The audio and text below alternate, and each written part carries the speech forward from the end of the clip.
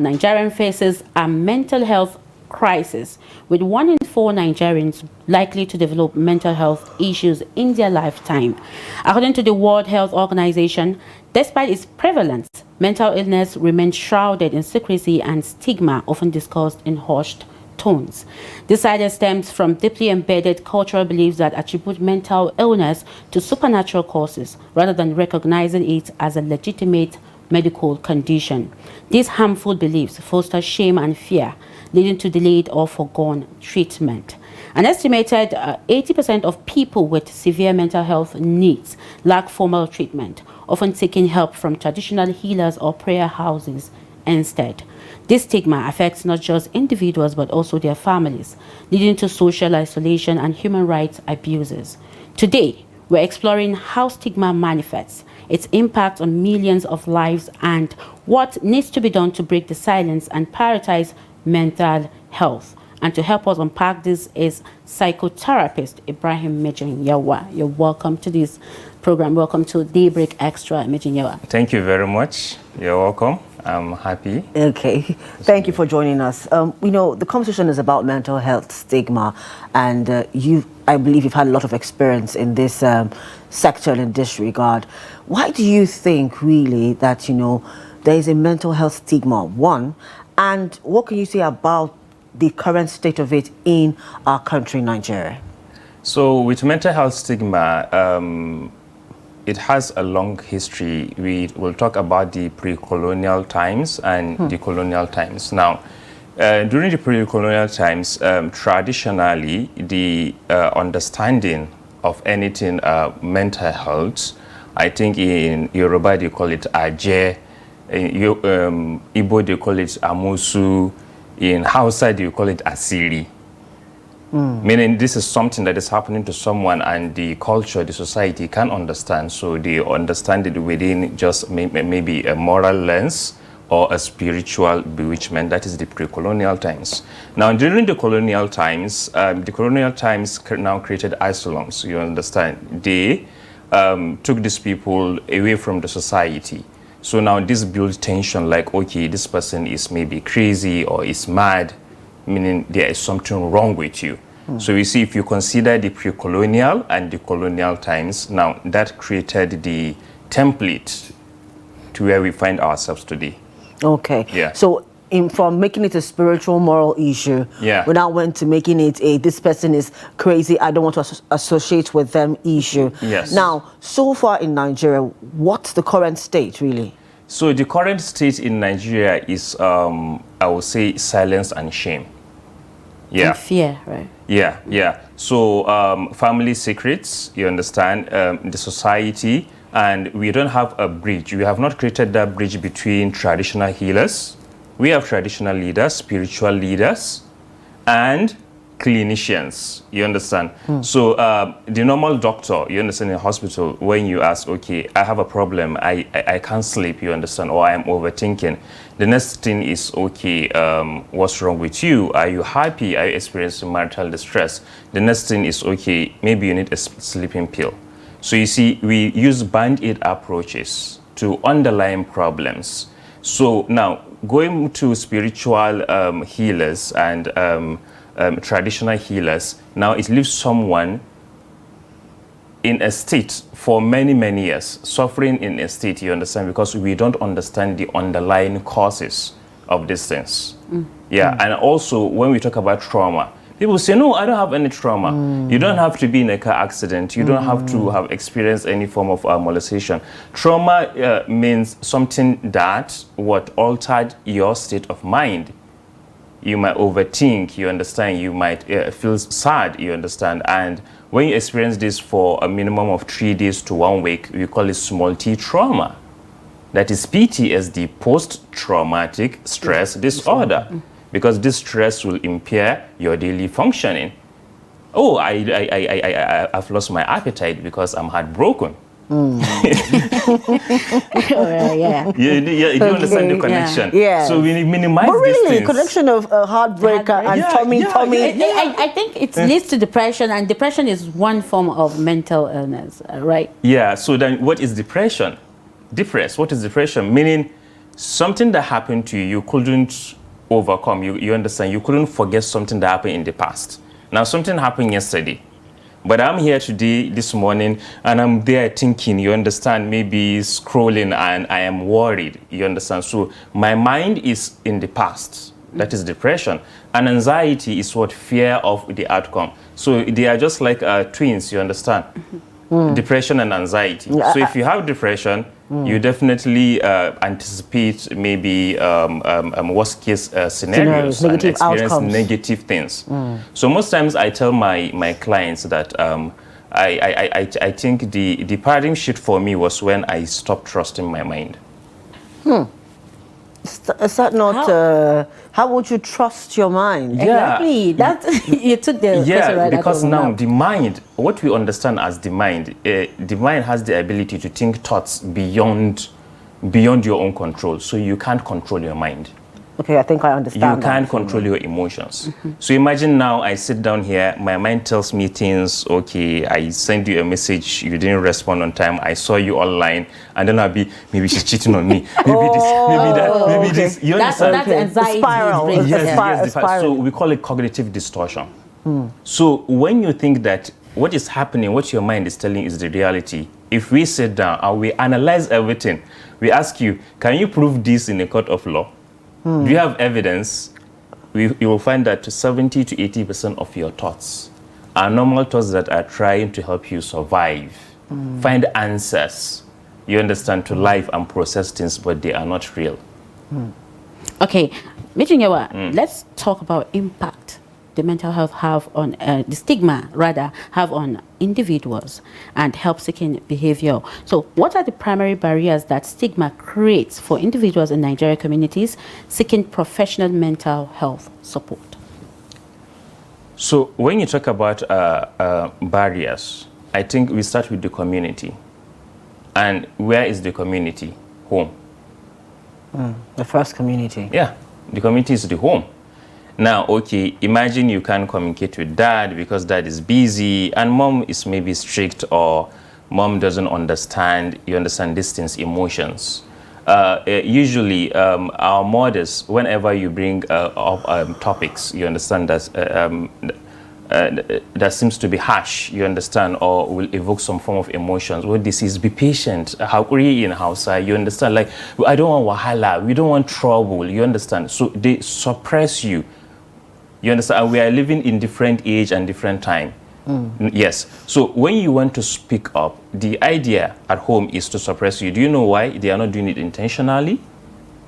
If you don't have the ability to understand your own feelings and emotions, you can't understand it in others. So we can't blame our parents. It's generational. The home, then the community. So when you step outside the community, the next thing is you need, you understand, to join our prayer group this Sunday. Yes, deliverance. Deliverance. Yes. So you see, when you talk about, when you go to school, you understand, we don't have that guidance and counseling. You don't have that space where you can just go and talk about what is happening because you are scared people will tell you that something is wrong with you. So the fear now creates the silence. Then you suppress. Now, when you suppress, do you know what happens? Suppression leads to mental problem. Now, you go to the doctor to, you understand, have a food blood count, liver, kidney, and all that. And we think somehow the brain can get sick. So when you suppress these things, inflammation, nervous system, you understand, inflammation, and everything within your system will become disrupted. So it starts with our homes, you understand, within the home itself, the community. Yes, so if we now bridge this gap and involve our religious leaders, you understand, imagine, you understand, maybe let's say during the fasting period, you find many Islamic scholars, sermons.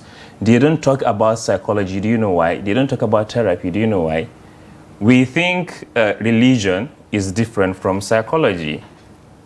Well, just within the context of the whole history of all the prophets of God, you find mental trauma, you find pain, you find hardship.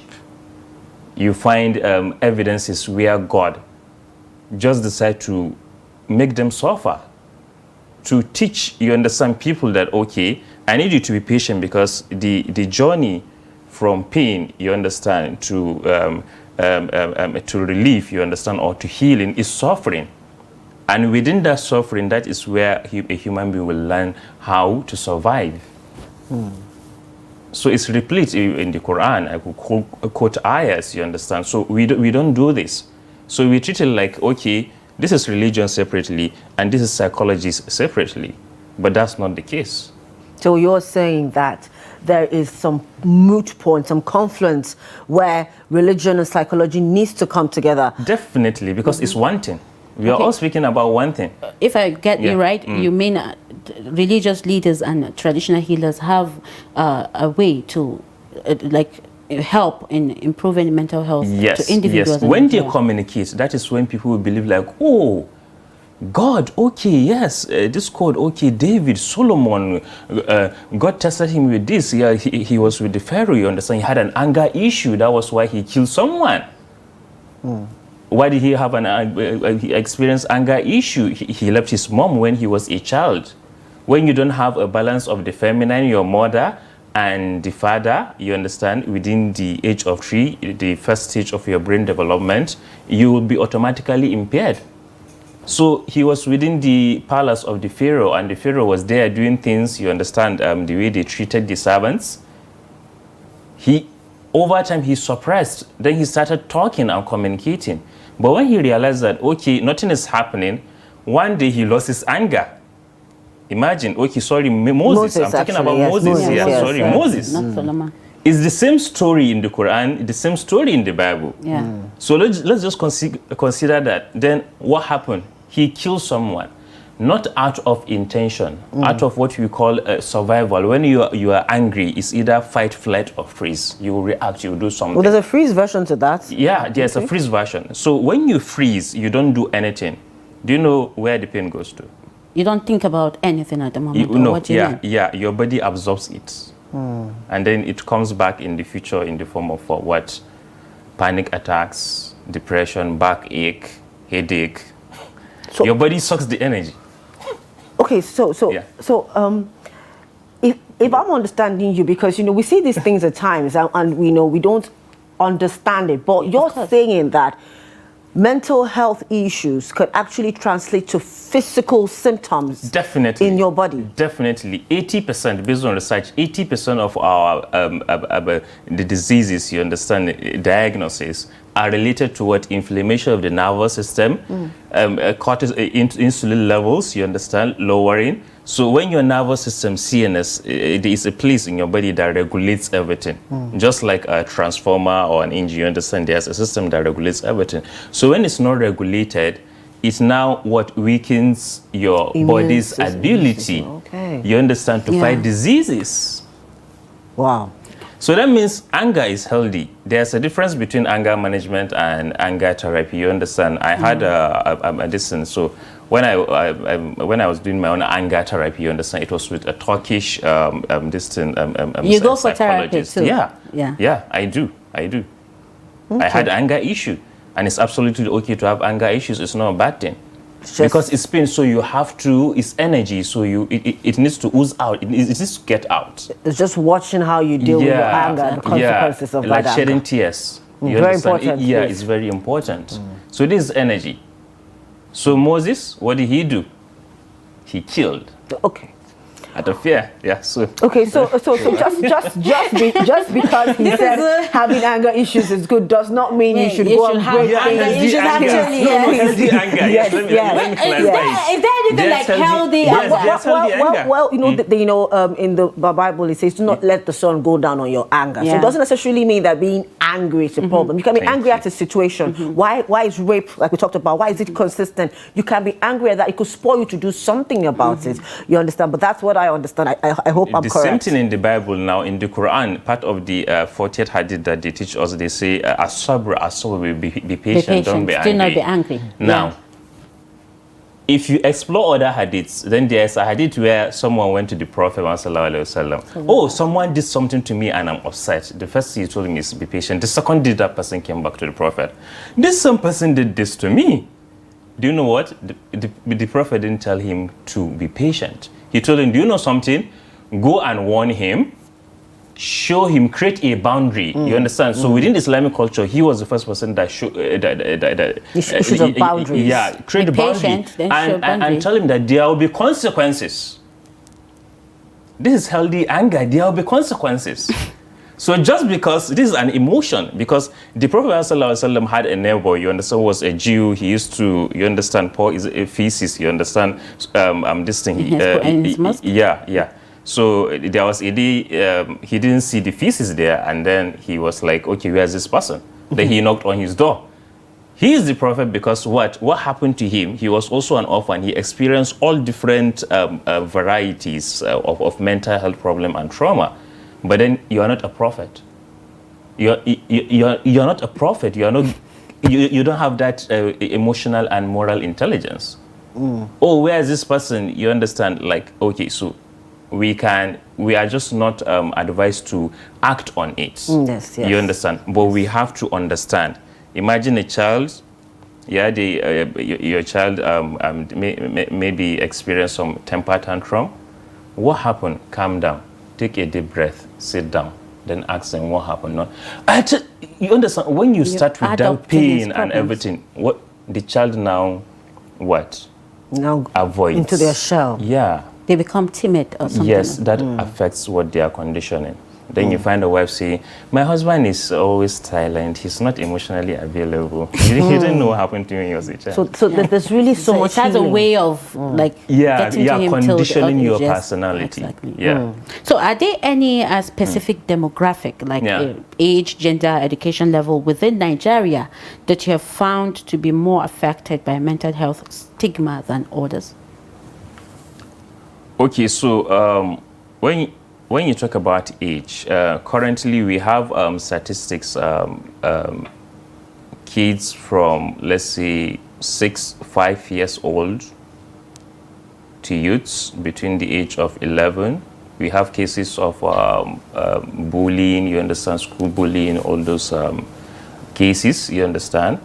And also people between, let's say, 40, 45 years. So I have clients, I would say between 6. Yeah, I don't see kids. I consult with kids between age 11, but I don't think there is a specific age limit. But then I don't want to be emotional because when you talk about this age, I'm just recalling this. When you called 11 years, I was wondering what would have happened to an 11-year-old child to have mental issues. We see these things in some of this, the stories about the school bullying one time, the video that went viral a few years back. We even talked about sexual abuse right now. So there's that. But since you don't want to go into the age, just look at the gender. Is there a particular gender? The gender. So when you talk about who is the bully and who is the victim, do you know what created the bully? They have their own mental. We call something like either conditional love. You might be, you have to come first, then I'll get you a bicycle. Now, you are creating a narcissist. My child, you understand, my child is the best. Anywhere you go to, you're just talking about your child, and you're showing your child that you are the best. It's good to do that, you understand, but then you also need to show them and teach them the ability to, be compassionate, also know that they are not always right. And it's okay to make mistakes. So just because your child is best in school and everything, so everywhere you go, everything you do with your child, so now your child now begins to develop this level of arrogance.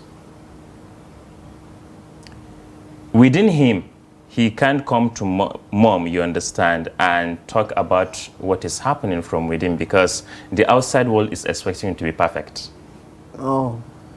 To come first, to do it best, so he suppresses his insecurities. Now, when he is being challenged in the school environment, you understand, within his calling, when he's being challenged, he wants power, he wants control, because at home he has the power. In the environment, the teachers, you understand, he has the power. So what happens? He finds a prey, a victim. And who is that prey? Someone that is shy, you understand, someone that didn't have that emotional attunement. with his parents, you understand? Someone that is quiet, you find a child that is very quiet and shy, and they say, oh, my child is very quiet and shy, and you think that is normal? So are you saying quiet children isn't normal? I'm not saying entirely they are not normal. Okay. But that, you understand, so someone needs to exhibit full potential of just being a human being, just being yourself. Okay. Now, so the quiet, shy child often becomes what? The victim of bullying. Okay. Because he doesn't talk. Yeah. The schools. And then the bold, you understand, confident kids, they bully the shy, quiet child. So they are all victims of unaddressed, I would say, certain conditioning. Mental challenges is deep. Yeah. Okay, so I have a question. Okay. Might deviate us a bit, but it's about when people mistake being on the spectrum, being children with special needs, basically autistic, and all that. Is it still a mental health issue? Yeah, it's a mental health issue because from your trimester, I will say, you understand, a woman, yeah, so you are pregnant and you have... Yeah, so from the first 6 months, I think, let's imagine a scenario where you experience lots of stress, you argue with your husband, you understand, you lose sleep, you shed tears. Now, this is a 6-month-old fetus developing.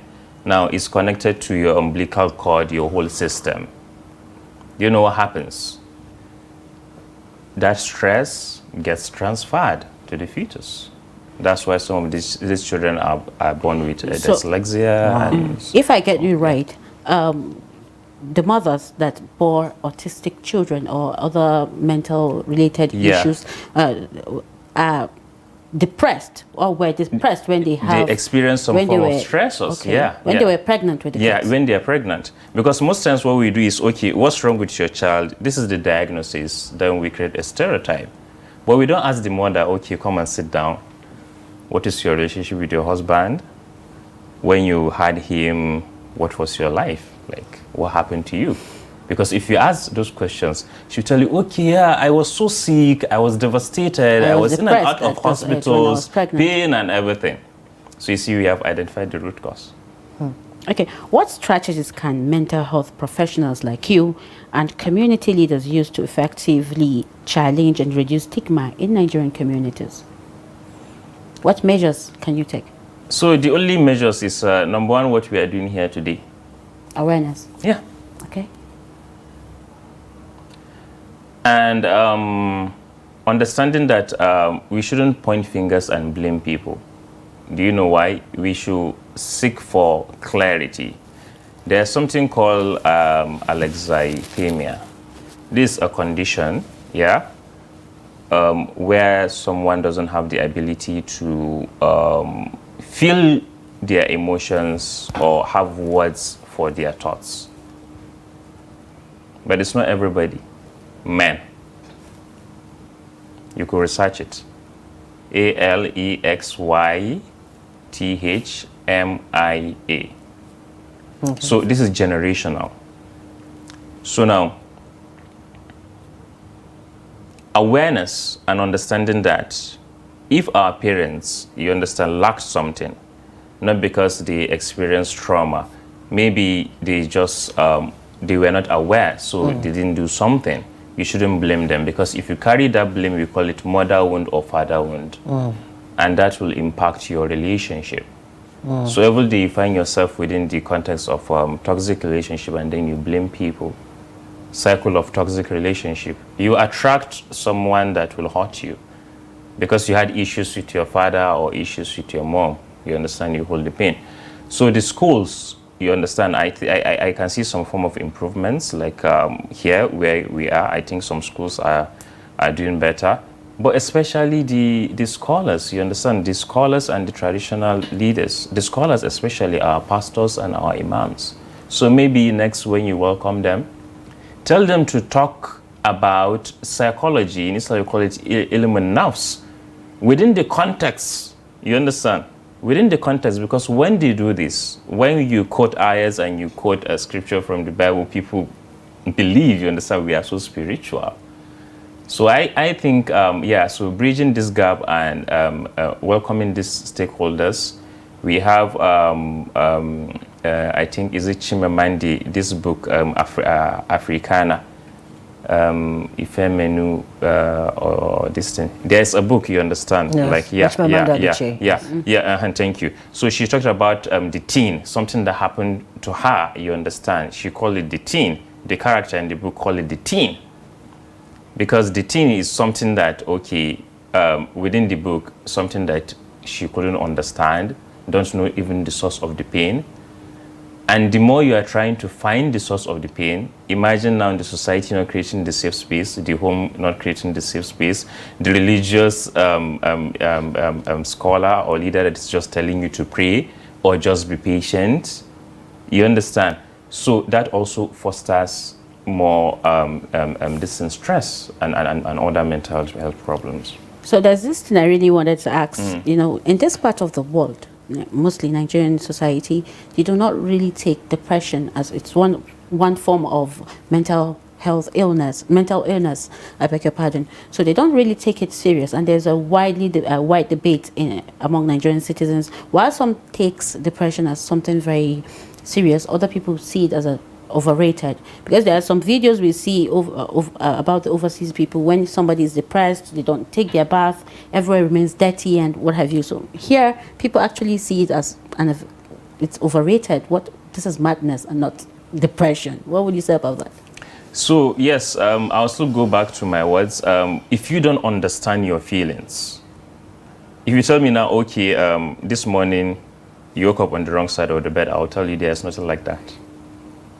I can take you back to yesterday, day before yesterday, maybe something happened to you, someone crossed your boundary, you had the ability to say no and stop them, but then you happen to be a people's pleaser, you don't want wahala, you don't want trouble. Mm-hmm. You understand? So you numb, you repress, you suppress. So depression now, if someone doesn't understand depression and they stigmatize you, it means they don't understand, they can't empathize because they don't have the ability within them to feel your own emotions or to understand your emotions. I can only understand what is happening to you if I have the ability to understand it within me. Okay, you mean what someone thinks is nothing, it's actually something to another person. Yes, okay, now, as a woman, you understand, the amygdala, the right temporal lobe, you understand that is the part of our brain for feelings of emotion, affection, love, connection, you understand, and all the emotions. And we know that women are 80% more biological.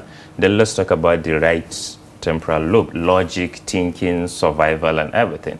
So when you give birth to a child, the first 2 years, the child should be closer to the mom to develop the right frontal lobe, you understand, the right part of the brain for the emotional attunement, the feminine energy, you understand, the child needs that.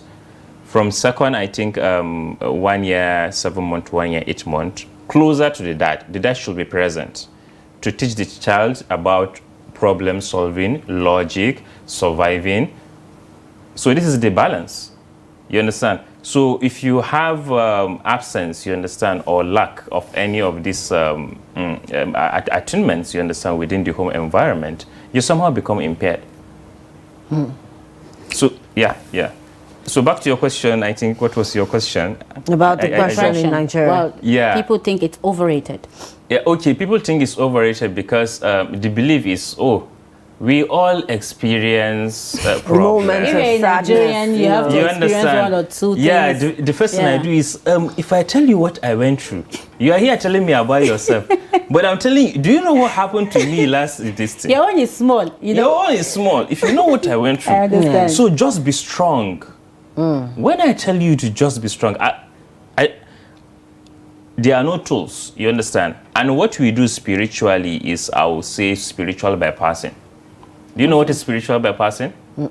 You go to Mecca, you visit Jerusalem, and you think you pray. Yes, the whole spiritual energy is there and the environment, you understand. You feel better in that moment. But then you come back, and next morning you are praying, your mind is somewhere. Your mind is not with the Holy Spirit. Your mind is not with Allah. It's not with God. That's spiritual bypass, and that is what we do. So you pray in the moment, but then your mind and body, you understand, we call it kushu, you understand, you lack that ability to be centered. You understand, you lack that ability to concentrate. Is it because of the environment? Yes, it's because of the environment. So when I tell you to spiritually you should pray, you mumble some words, but then your mind is there, your mind is running helter-skelter, the mental chatter is everywhere. So I have to give you practical tools that will bring your mind and body back together, be in the moment, you understand, have the ability to be in the moment. That is when you can focus, and that is when spiritually you channel the energy and you receive it back. Okay, in 1 minute, he mentioned heartbreak, you know. So why some people see heartbreak as nothing? Does it have to do with mental strength? You know, mental health strength of people? Because, for example, Chiamaka might have gone through a heartbreak and landed in the hospital. I might have gone through heartbreak and, like, it's heartbreak, yeah? It disturbs, yeah? But I'm still normal. So does it have to do with mental health? Are you really normal, or you're just having is it that suppress, is it normal, or is it just I have another issue entirely? Because just to add to what she said, you know, a very popular pastor has said that. He said, if you go through heartbreak and you just seemingly move on, then there's something wrong with you. There's something wrong. Thank you very much. You see, because so which one is wrong? There's a process, a pain. Now, imagine you lost a loved one. We call that grief. Now, within the healing process of grief, you understand, you experience 6 or different types of emotions. The anger, the sadness, the regret, the worry. So you can't jump from one emotion to, you understand, you can't jump from 1 to number 4. So imagine now heartbreak, then, oh, I have moved on. No, it's either you are coping. What we call coping is you are trying to survive. Either you self-medicate, yeah? You maybe doom scroll on social media to distract your mind. You understand? You use social media to maybe watch, you know, those things, porn and all that. Maybe you masturbate. Or maybe you have the habit of calling your friends and just talking and nagging, you understand, and demonizing the other person to feel good about yourself. So you are coping, but that is unhealthy coping mechanism. The pain is still there. Something is wrong. Do you know what happened to that person? The next relationships will be a rebound relationship. Do you know what is a rebound relationship? Just something to get over the other one. Yeah. No, you carry the other pain, the unresolved pain from the other relationship, and you bring it into this relationship. And then when you start experiencing conflict, everything comes out. All right. Thank you. We really wanted to go on and on, but time is no longer by our side, you know. So thank you very much, Ibrahim Mijinyawa, for sharing your insight on Daybreak Extra this morning. Thank you very much. Thank you very much. Thank you for joining us. It's a pleasure.